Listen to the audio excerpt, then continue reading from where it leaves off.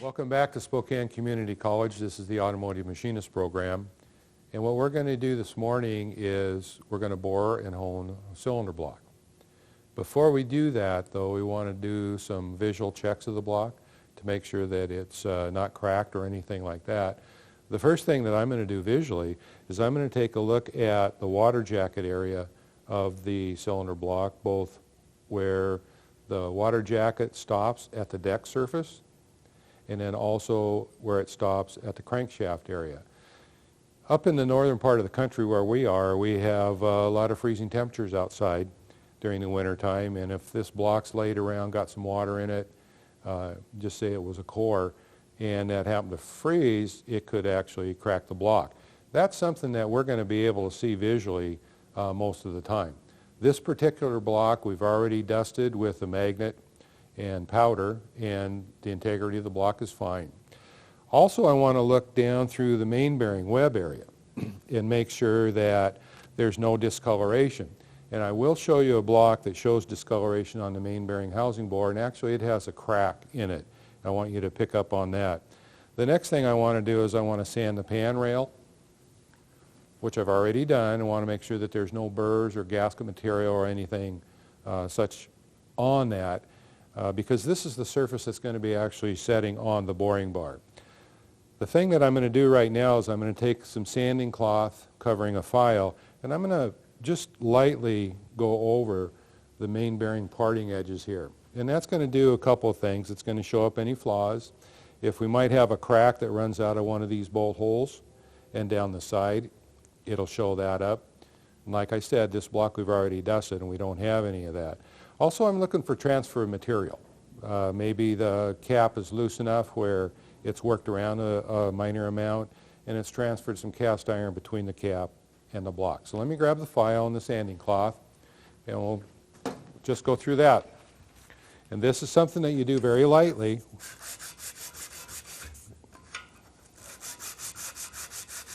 We're not trying to remachine these and cause a problem where we may have to line bore or line hone the block.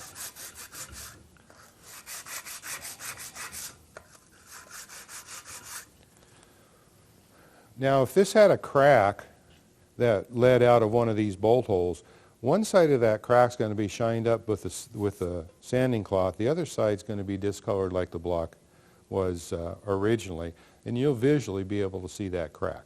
But don't discount the fact that you should dust the block and use a magnet on it to see if you've got any surface cracks. What I wanted to show you on this block is a main bearing housing bore that's had some damage done to it. Notice the difference in color here, how it's kind of charcoal, versus back here or maybe even up here. This had a bearing failure, and we lost lost some oil. It got tremendous heat in this area. And if you can look very closely, coming out of this oil feed hole, there's a crack that comes out across the main bearing housing bore, and it starts down the edge here. Those are items that we need to be mindful of and take a look at. This particular block had a very loose cap from all of the bearing clearance and the pounding that it took. And this cap will either be changed or we'll have to straighten the cap in order to fit it back on the block.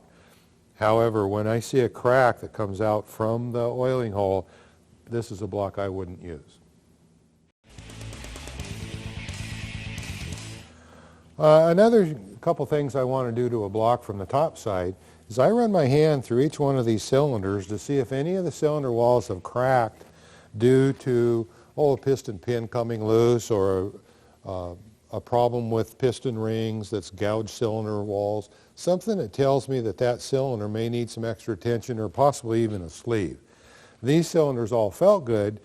The next thing I want to do is measure the cylinders and make sure that they're all going to clean up at the oversize that I want. Let's just say, for instance, that you're going to bore the cylinders and finish them, let's say, at 20 over. I know I've done it in the past, and it's really frustrating to get 6 or 7 cylinders bored to, let's say 15 or 17 over. And then you go to that last, or maybe the 7th cylinder, and it doesn't clean up. Then you have to go back and rebore all the others. Well, this is going to help us eliminate that problem. And what I've done is I've set the micrometer to the very first cylinder here, which in a lot of cases is where most taper is. And all I'm going to do is take that micrometer without changing the setting, and I'm going to see if it'll go through any of these other cylinders where it's loose. If that's the case, then that tells me I've found a cylinder that's got more wear, and I'll adjust the inside micrometer appropriately, like this one right here. And then what I'm going to do then, if this block is one that I was going to bore, I would make sure that that's the cylinder, the number one cylinder is the one that I would bore first, because then I knew, or I will know that if this cleaned up at 20 over, or maybe it had to go to 30 over, the other 7 cylinders are going to clean up at the same oversize. That way I don't have to go back and rebore the cylinders that are completed. Just a little trick with this micrometer, and we'll go ahead and measure this.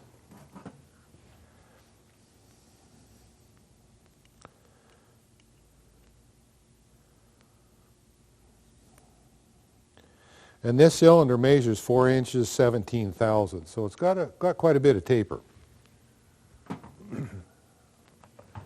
And if this were a block that I was going to use, that's the one that I would mark, and I would bore that cylinder first.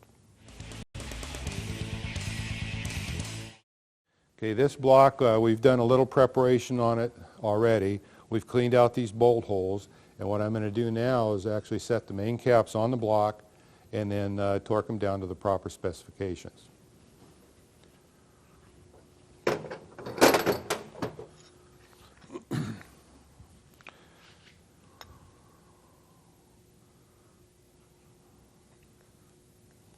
When the cylinder block was disassembled, or the short block was disassembled, whoever did that job had already numbered the main caps, which should be the first thing you do upon disassembly.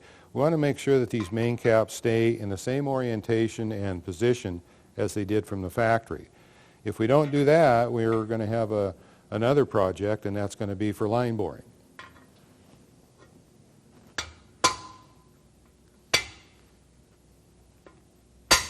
On the rear main cap on this particular engine, it happens to be the thrust bearing, and on this particular main cap and block, there is no dowel pin that positions the main cap front to back. So I like to line up the thrust surface with my fingers just to make sure that we're not going to cause any irregularities.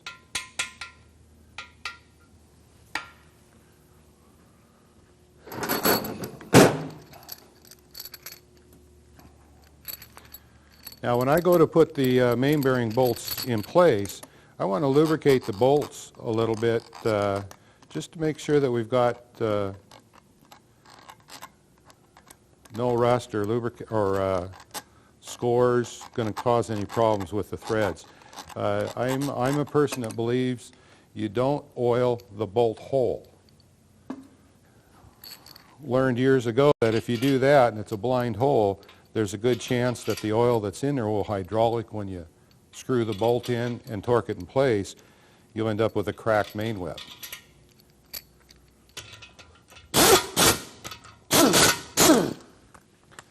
Now when I ran those bolts down, I didn't run them in heavy with the impact. All I wanted to do was get them down in position, and now I'm going to torque them in place.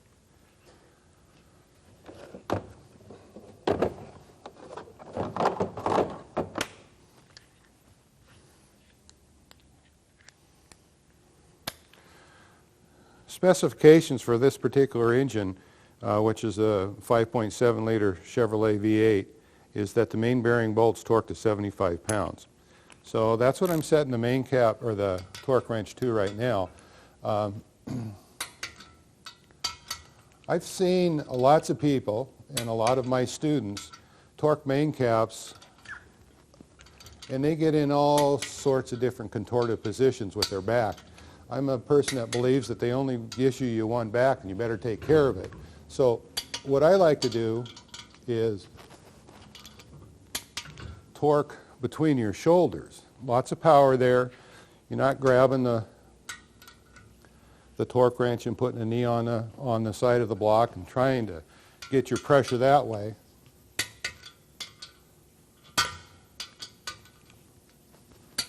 This way you put no pressure on your back.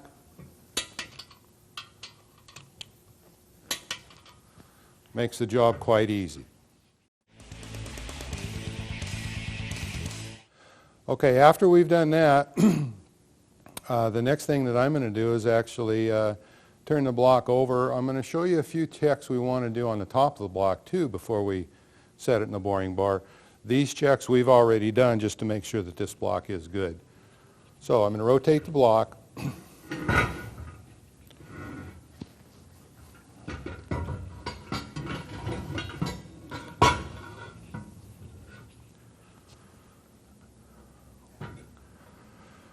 Okay, the valley area of the cylinder block is another place that we want to check quite closely to make sure that you don't have any cracks in it.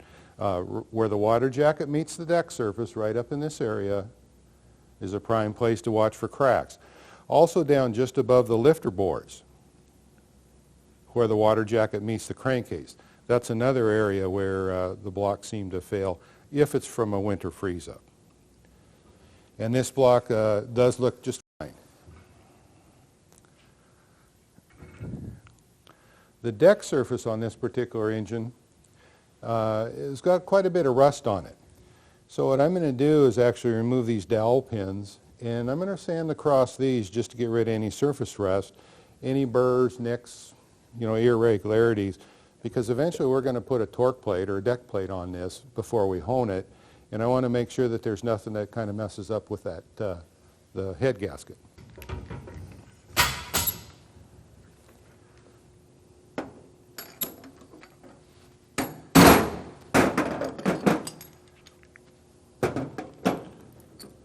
Now, if you guys are like our shops in the Northwest, it seems like these head dowels are a premium. Seems like we lose them quite a bit. So what I'm going to do is set them right over here with the pistons.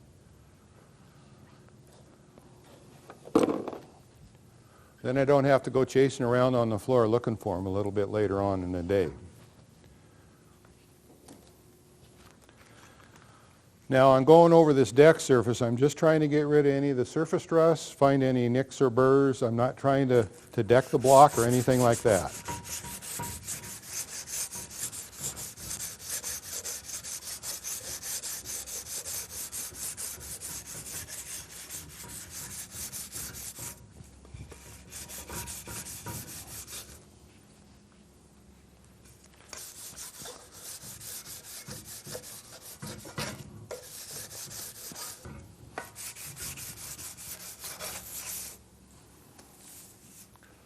I'm a real believer in the fact that if you do a good job preparing the cylinder block, it's going to save you time down the road. Okay, at this point, we're actually to a point now where we can set the cylinder block up in the boring bar. Before we lift this block up and put it in the boring bar, there's one more thing that I want to show you guys that I'm pretty adamant about here at class. We've taken made our own little tool here, lifter bore size, and it's simply a check that we do to run through the lifter bores to make sure that upon disassembly we didn't scar up one of these lifter bores with whatever tool, I'll say it that way, we use to remove the lifters. Seems like all of the articles you read, they want you to use that neat little slide hammer in here for sliding the used lifters out. Well, if you've been in this business very long, you know that that's sometimes a pretty difficult item to do because of buildup on the bottoms of the lifters. So a lot of times whoever disassembles the engine while the engine's upside down will take a pry bar, screwdriver, or anything else and tap those lifters out. Well, all you have to do is scratch one of these lifter bores, and that's a good indicator that you're going to have a camshaft lobe that goes flat. I've put a lot of engines together in the past, and when you go to slide the lifters in, you feel a little bit of a catch, and oh, it slid right in. Well, that may have scratched the lifter, and if it's a flat tappet type camshaft, that lifter probably isn't going to rotate, and you're going to have a camshaft that's not going to last very long. So we want to make sure that we haven't done that, and our final honing process on this block when we're about done, we're going to run a ball hone through these lifter bores just to make sure that there's no rust or debris in them, and then we know that we're not going to have a cam problem down the road. Okay, we're going to go ahead and lift the block up, and then we're going to slide the bar through the main bearing webs, but I want to show you something on that bar when we get to that point.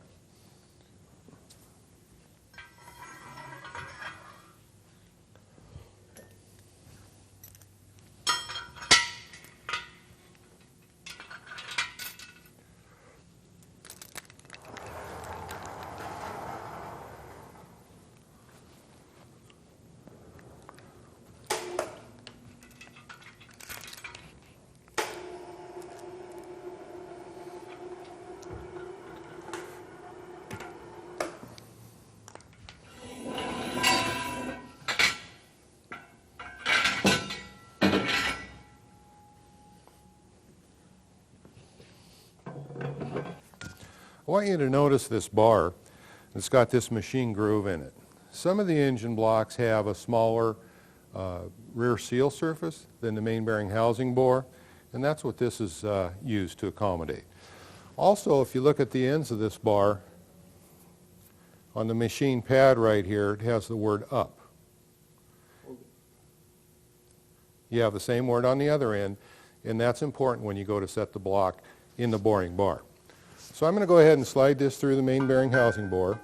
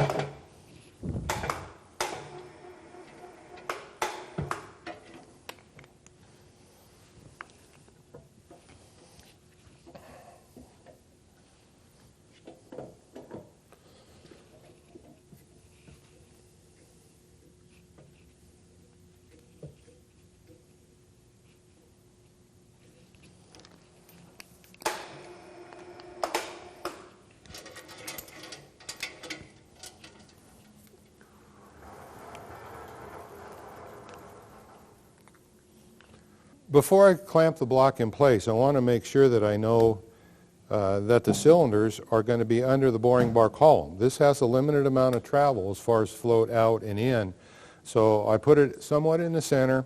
Simply going to take my knee and I'm going to slide the block back, including the fixture, into position. Another thing I like to use is this surface to get the block somewhat straight end for end. It doesn't have to be perfectly straight. Okay, the next thing we're going to do is we're going to position these clamps so that we can hold the block in place.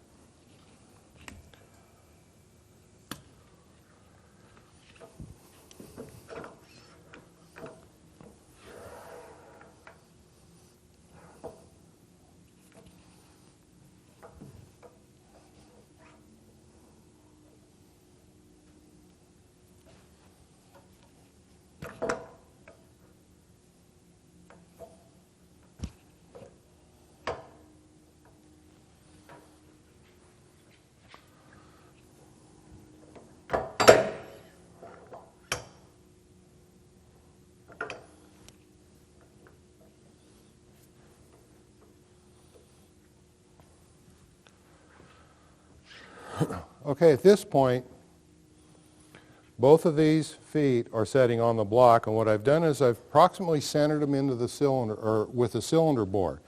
If you can't make them perfectly center, I would rather have them a little bit to the boring bar side of the block than towards me, the operator. And then at that point, with both of these arms vertical, I'm going to tighten both of these clamps in place, and then these are an eccentric. I'm simply going to put about equal pressure on both sides. That's clamp the block in place. Okay, the next thing that we're going to do is we're going to take a look at the tool bits and then also the micrometer for setting up this, this operation. Okay, I wanted to show you the layout of actually 8 tool bits that we have for this particular boring bar. One set of 4 has a square insert in it. The other set of 4 has a triangular one. One has a positive rake, one has a negative rake. We will use the square ones most often for simply boring blocks to an oversize. When we install sleeves is when we like to use the triangular shaped ones, because they square off the bottom of the cylinder for a ledge that the sleeve's going to rest against. Also, what's kind of neat about these inserts is that you've got 8 different cutting edges, 4 on each side. Remember the days of lapping tool bits every time that you bored the cylinder block, or maybe bored 4 cylinders and then had to relap them? Those days are still here, but these newer style inserts sure make it a lot nicer job. Also on these inserts, this particular style, if we loosen up a little set screw here, this plunger is spring loaded, and that's going to be used to set the micrometer that I'll show you here in a few minutes. The 4 different lengths of insert holders cover a range from about 2 7/8 or 2 inches 875 thousandths all the way up to 6 inches. So this boring bar covers a large range of engines out there. Now, if we look at the setting fixture, the micrometer that we're going to use for setting the tool bits, this is marked off in 50 thousandths, 1 revolution of the thimble. Unlike outside micrometers and inside micrometers where 1 revolution is 25 thousandths, most boring bars out there today, 1 revolution equals 50 thousandths. It's also direct reading. This particular block has a standard bore of 4 inch, and what we're going to end up doing is boring it to 4 inches and 30 thousandths. That's after it's honed. We're going to do a couple test cuts, which I think is really important if you're new to the boring bar, or if there are multiple people using a boring bar out there in the real world. I always want to make a test cut just to make sure that the boring bar is making the cylinder the same size that we set the tool bit to. Okay, now, in order to bore that cylinder, what I'm going to do is I'm going to take the standard bore of 4 inch, I'm going to add the 30 thousandths to it, and that gives us the 4 inch 30 thousandths measurement. We don't just put the boring bar or the cylinder block in the boring bar and actually bore it to 4 inches 30 thousandths. There's a few things we have to take into consideration. One is we're going to hone some material out. The boring bar is going to leave the cylinder finish really, really nasty and rough. Even though it feels smooth to the finger and it actually looks nice and smooth, to a set of piston rings, it's a really bad environment. So what we're going to do is we're going to leave some material to hone, and we know from past experience that that amount of material left for honing should be approximately 3 thousandths. And what that 3 thousandths does is it gets rid of all of the rough, torn material and gets down to the base cylinder where you have a nice smooth surface for those rings and oil film to be against. This particular block requires that it has a deck plate for the final honing process, and we're going to use that. So rather than just leaving 3 thousandths for honing, what we're going to do is leave 5 thousandths for honing. So we'll bore the block actually to 25 over, and then we're going to hone it to the 30 over size. Okay, but I said a little bit earlier that we're going to take a test cut. So what I'm going to do is actually set the tool bit at 4 inches 20 thousandths. We'll take a test cut, and we're going to stay within the top 1/4 inch of that cylinder when we do this test cut, up in what we call the ring ridge. That way, if the boring bar isn't boring exactly what we want it to, maybe boring a little bit oversized, we haven't got into the ring travel where we're going to screw something up. If we only leave, let's say, 2 thousandths to hone up there out of the ring travel, I haven't heard anything with that cylinder. So we're going to be real careful of the depth that we take that trial cut with. After we've determined that the micrometer is boring the correct size, or maybe we have to compensate 1 thousandths or 1/2 thousandths or so, We're going to do that, and then we'll actually bore the cylinders to 4 inches 25 thousandths. Then we're going to put on a head gasket, the deck plate, put it in the honing machine, and then we're going to hone it to our proper clearance. As far as proper clearance goes, we need to have our pistons here, and I've got the piston setting on this rollaway. And what we're going to do now is we're going to measure the pistons, go through that with you. We're going to measure at the proper point, and also write down right on the top of the piston that size, and then we'll be able to give the proper amount of clearance when we finish honing the cylinders. Okay, we have the set of 8 pistons for this 5.7 liter Chevrolet 350 V8. What I'm going to do now is measure the pistons to make myself aware of what size they exactly are, so when we do the final honing, we come up with the proper clearance. Now, this brand of pistons is like, you know, all other brands of pistons out there. They're going to tell you a specific place that they want the pistons measured on the skirt, and they're also going to tell you a specific amount of skirt clearance that they have.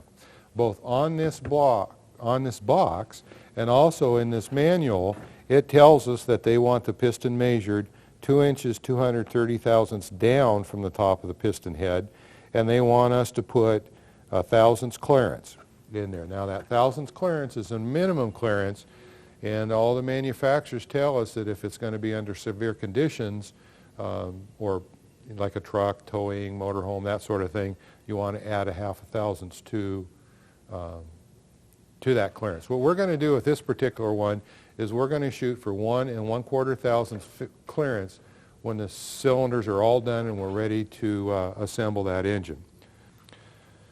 So what I'm going to do first of all is I'm just going to take my calipers and I'm going to open this thing up to 2 inches 230 thousandths, and I'm going to show you something. If we measure down from the head of this piston, the distance that they're asking us, notice where that measurement is going to take place. It's just about at the balance pad, this surface right here, on that piston. Using different manufacturers of pistons, especially the cast aluminum replacement type piston for original equipment manufacturers, different measurements are given, but usually they all end up in that same spot. So that's where we're going to measure this piston for clearance.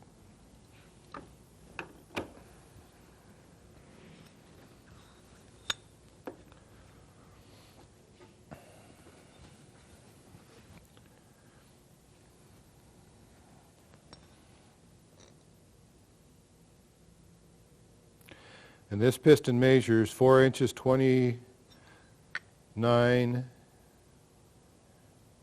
1/10 thousandths. So what I'm going to do is write on the top of the piston 4 inches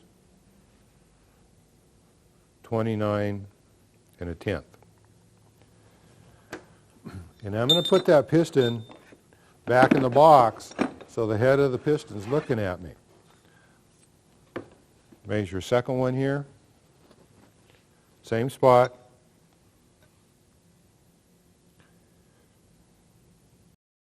This one measures 4 inches 28 7/10 thousandths.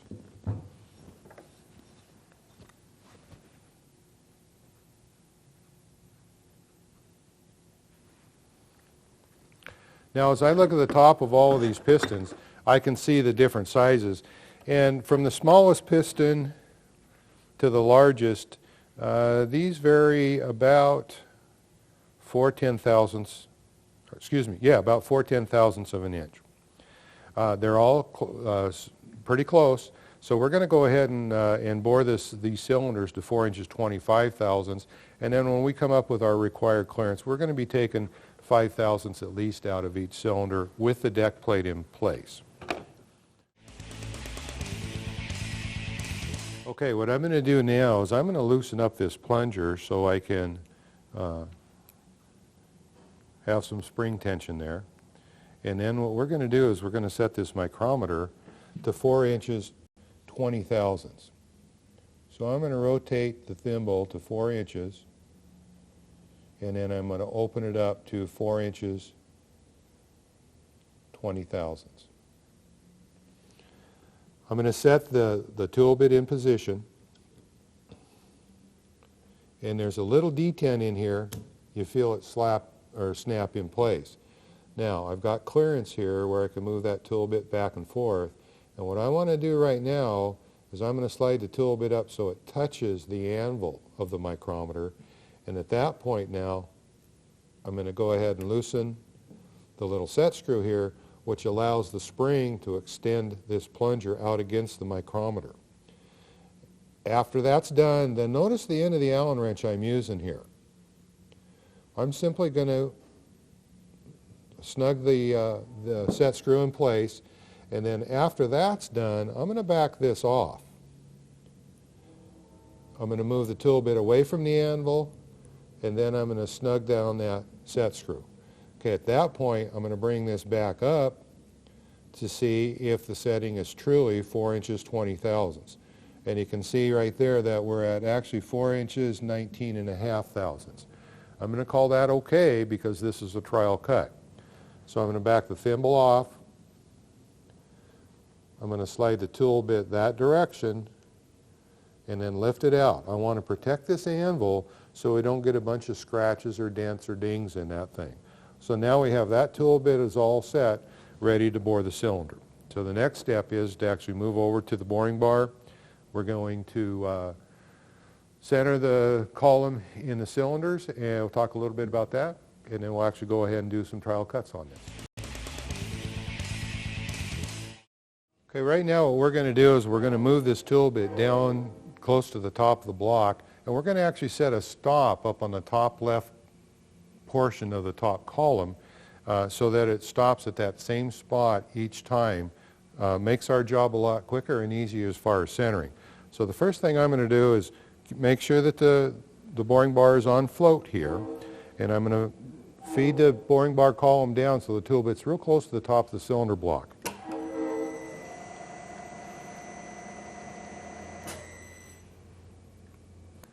Okay, with the boring bar column on float, you can see that I can actually slide the tool bit out over the top of the block and it doesn't touch anything.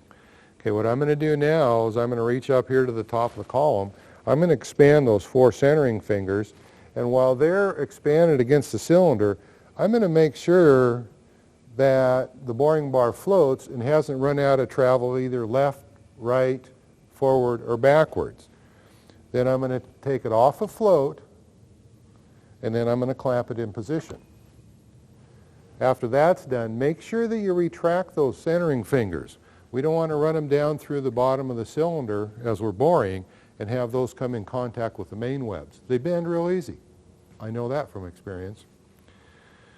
Okay, at this point we've got the boring bar column locked in place, it's centered, and now what we can actually do is make a trial cut. Remember, that trial cut is only going to be going down into the cylinder deep enough where we can get the inside micrometer in there to make a measurement. If we want to look at this dash panel and see what all these buttons and knobs do, it's pretty self-explanatory.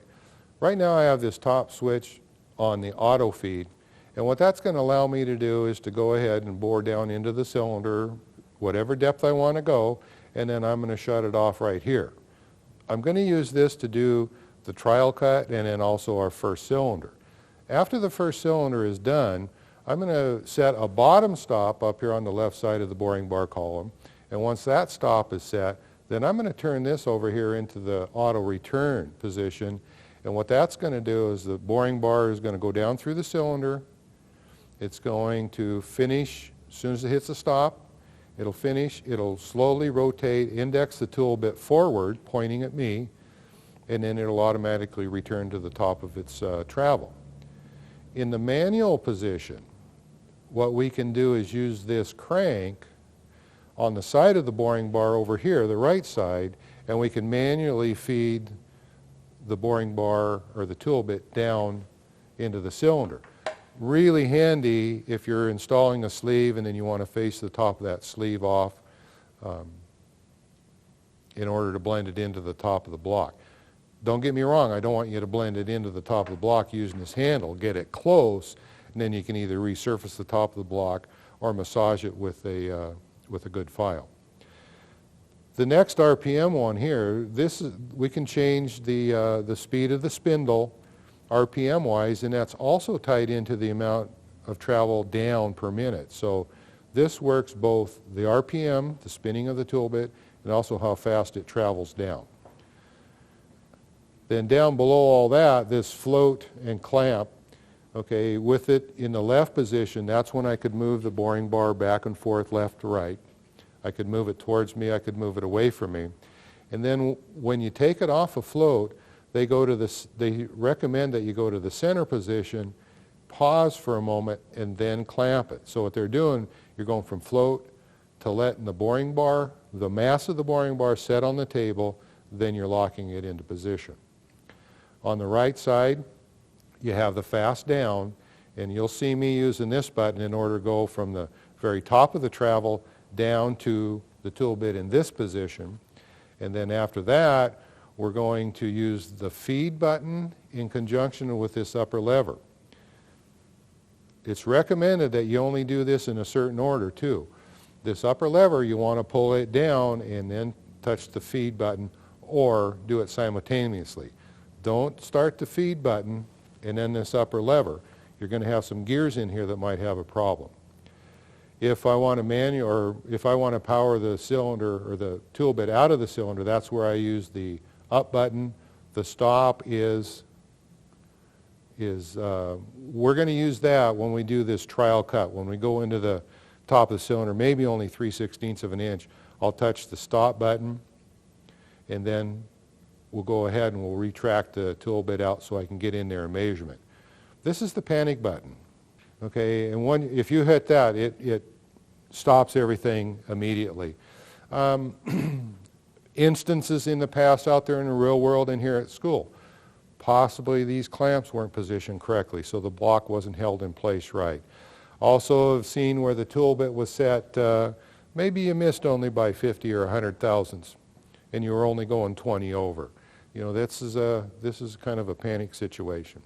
So that kind of explains the dash panel here. And I think at this point we're ready to go ahead and make that trial cut to see if the boring bar micrometer is actually setting the tool bit to the size we want it, which in this particular block right now is 4 inches 20 thousandths.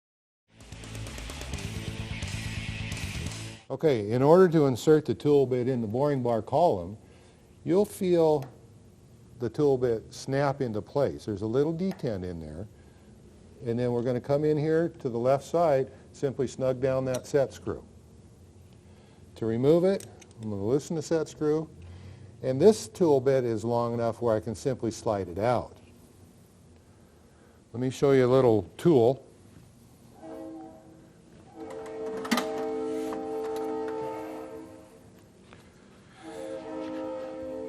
If this happened to be a real small bore, let's say it was only a 3 1/8 inch bore, you have this little tool that screws into the front of the tool bit, a couple turns, and then you can slide it out with it. We're not going to need to use this on this large of a bore, so I'm going to put the tool holder away. Okay, now we're to a point where we're actually going to make our trial cut with this boring bar. Before I do that, I'm a firm believer that you only have 2 eyes issued to you. So what I'm going to do is make sure that I have my safety glasses on while we're doing the boring operation here. So what I'm going to do right now is I'm going to touch the feed right after I pull this top lever down.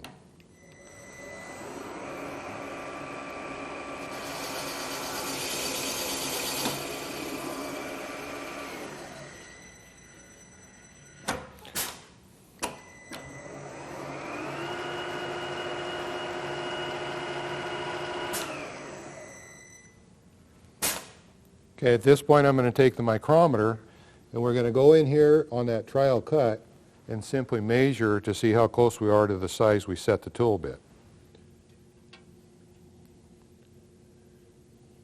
You might find it a little interesting the way I'm holding the micrometer.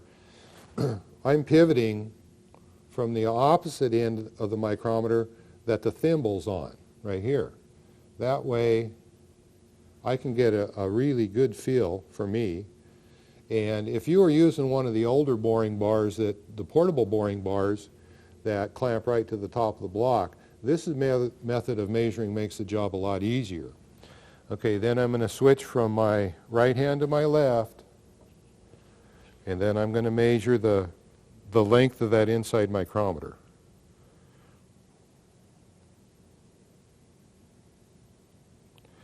And the boring bar is actually making the cylinder about 1 1/10,000ths bigger than what I set it. It measures 4 inches, 21 1/10 of a thousandth.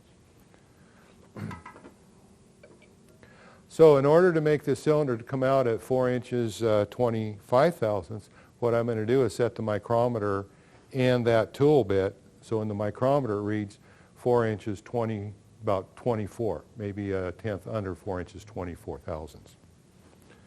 So we'll go ahead and we'll remove the tool bit.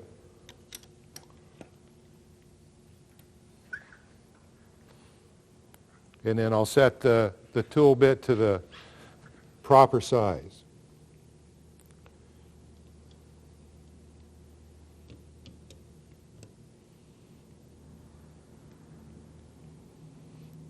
I'm releasing the spring on the plunger, and now I'm going to set it at 4 inches, just under 24 thousandths.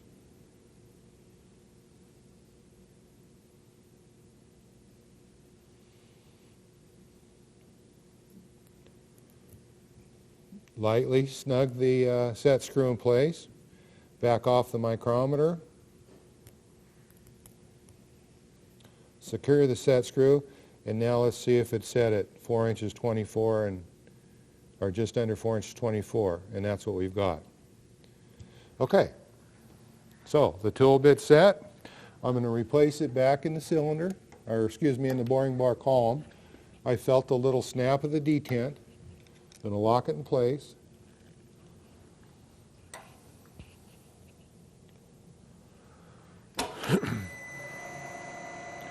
Rapid feed it down. The stop is set, so it stops in the correct spot. Okay, lever down, push the feed button, and I'm going to make another trial cut here.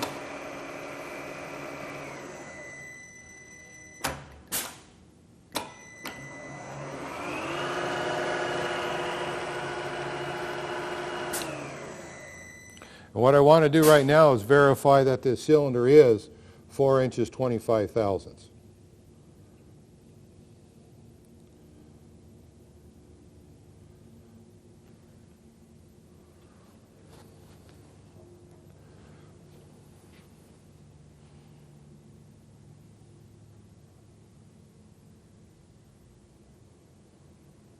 All right, we're going to do fine. Okay, at this point what I'm going to do is go ahead and feed back down. We're going to bore completely through the bottom of the cylinder, and then we're going to set the bottom stop over here on the left side of the column.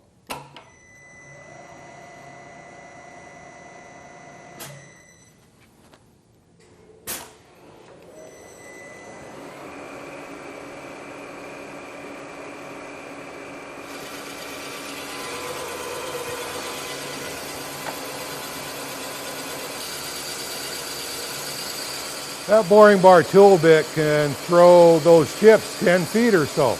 And those chips that are coming off the boring bar are extremely hot. So that's why we put this little cover over the face of the boring bar to keep any of that debris from coming out and hitting me or somebody else. Now we're going to hear the noise is going to go silent. That tells us the tool bit's gone through the bottom of the cylinder, and that's when we're going to manually stop it simply by pushing this red button here.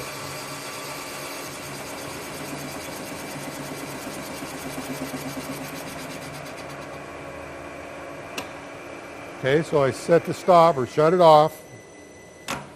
At that point, I'm going to take our special tool now, and we're going to go over here and we're going to set the bottom stop. So let me move over to this position, and I'm going to loosen the set screw. And I'm going to have the bottom stop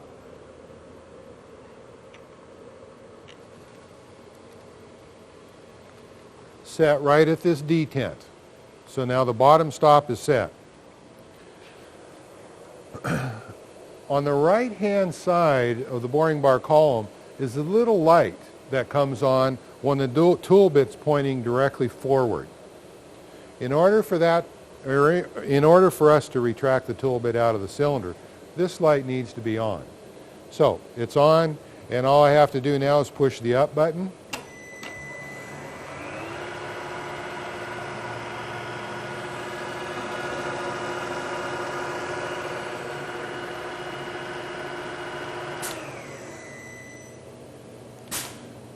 Another little trick that I've learned over the years is the tool bit boring, that process sets up kind of a field in the cylinder. If you have a cylinder wall that's cracked, take a look right now, because you'll have dust lining up along that crack just as if you've checked it with a magnet and the dust powder. So I'm going to look at the cylinder first,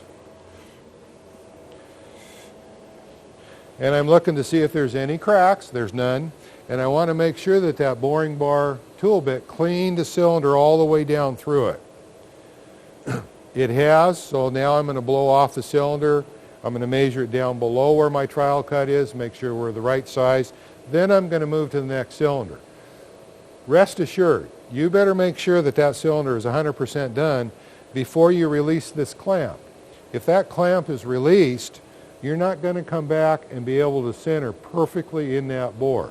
These centering fingers are extremely close, but it's not like using a jewel dial indicator to dial in the cylinder. Boring bar probably centers within 0.02 or so. So right now it looks good. I'm going to blow it off with air.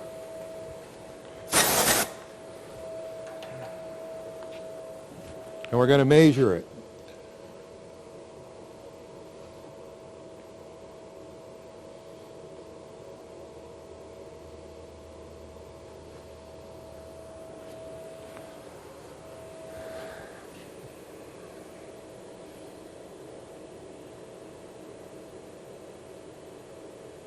We're looking good. Okay, so now we've determined that that one is 100% done. I'm going to take the clamp off onto float. We're going to slide over in front of the next cylinder. I'm going to rapid feed it down, the tool bit. It's going to automatically stop. I'm going to center the fingers. Make sure it's still free to float. Take it off of float. I'm going to clamp it in place. Then I retract the centering fingers. Okay, right now I'm going to flip this toggle switch from auto feed over to auto return. Okay, so now we're ready to go again. Lever down, feeds on.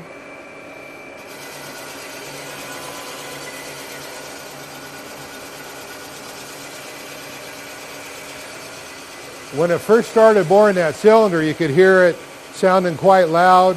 After a couple seconds, it went quieter. That's showing you the ring ridge. The tool bit now is in where all of the cylinder wear is, and now you can notice it's getting louder as it bores down through that taper.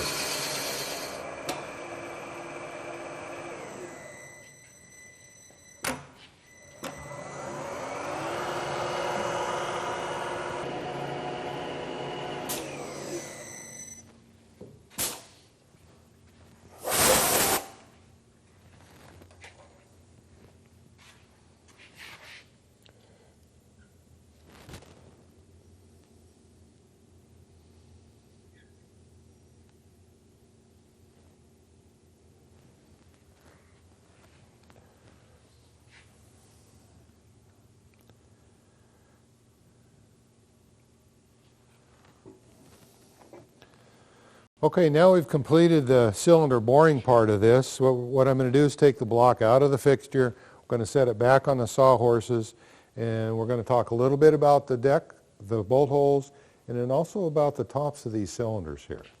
So we'll go ahead and remove the cylinder block from the boring bar.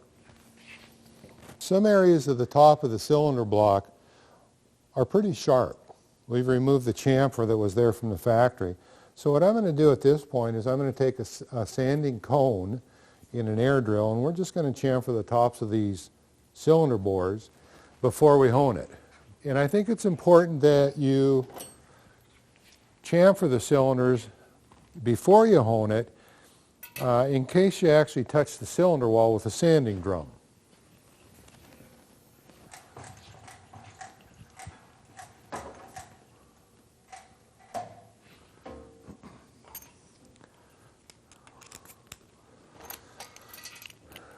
We've actually put some masking tape around the end of that sanding drum in case I do touch the cylinder wall while I'm chamfering.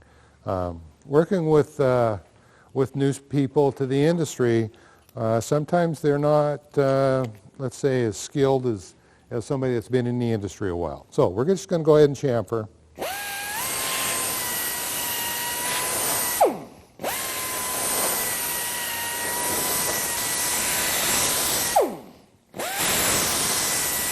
Now this chamfer doesn't have to be 1/4 of an inch wide. All we're trying to do is to break any sharp edges so on assembly it's easy for the rings to slide in and we don't cause a ringland problem or a broken ring or something like that. Also, if you work in a shop where somebody's doing all the boring and honing and somebody else is doing the assembly, and if you forget to chamfer these, the assembler's going to come over and smack you with a hammer because he's going to cut his fingers when he's oiling these cylinders. So chamfering's got a few important reasons. Now, I've already taken a tap and run through all the cylinder head bolt holes. I think that's important because we're going to put a head gasket on, we're going to put the deck plate on, we're going to torque it into place. Before we do that, we're going to take the block from this position, we're actually going to load it in the hone, and then we'll set the deck plate on at that point.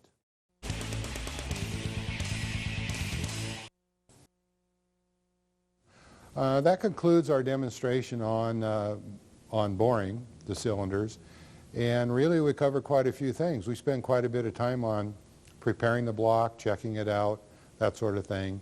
Then we actually brought it over here and went through some test cuts, showed you how to center the boring bar, how the different stops on the boring bar work, the dash panel, and then successfully and safely bored the cylinders of this particular block. I want to thank you for being with us, and hopefully you'll follow up and maybe take a look at the video on